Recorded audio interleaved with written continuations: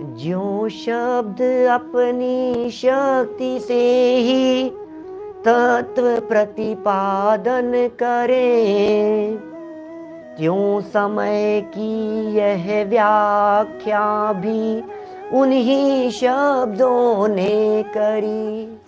क्या समय की जो ये व्याख्या है, ये व्याख्या भी उन्हीं शब्दों के माध्यम से की गई है, उन्हीं शब्दों ने करी। निज रूप में ही गुप्त अमृत चंद्र श्री आचार्य का, इस आत्म ख्याति में अरे कुछ भी नहीं कर्तृत्व है, कर्तापन नहीं है।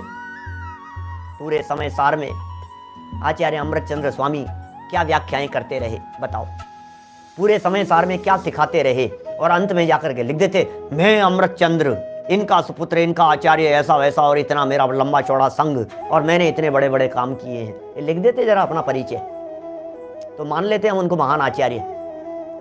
ये महान आचार्यों की महानता, अरे महान व्यक्तियों की महानता इसी में होती है कि वे सब कुछ कर लेने के बावजूद भी यही कहते हैं इसमें मेरा कुछ नहीं है, अरे मेरा कुछ नहीं है। अपने कार्य का श्रेय दूसरे को दे देते हैं, कहते हैं मेरा नहीं है भैया, मेरा नहीं है, मेरा तो सर घूम गया, तो मेरे से तो कुछ नहीं निकला, मैं तो बोलना क्या चाहता था और बोल क्या गया।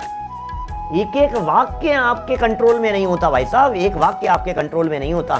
जरा करके देख लो प्रैक्टिकल, मैं कहता हूं, दावे के साथ कहता हूं आपसे, एक अक्षर आप लिख नहीं सकते हो, एक वाक्य आप लिख नहीं सकते हो।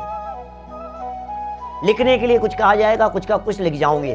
सब लोगों ने एग्जाम दिए होंगे अपनी अपनी लाइफ में, बोलो आपने सबने एग्जाम दिए हैं, क्या सोच करके जाते थे, क्या तैयार करके जाते थे।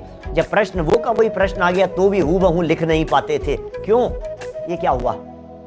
वकील साहब कितने पॉइंट दिमाग में बना बना करके लेकर के जाते हैं, उसके बावजूद भी कोर्ट में वहां मजिस्ट्रेट के सामने खड़े होकर के जो निकलना होता है वही निकलता है।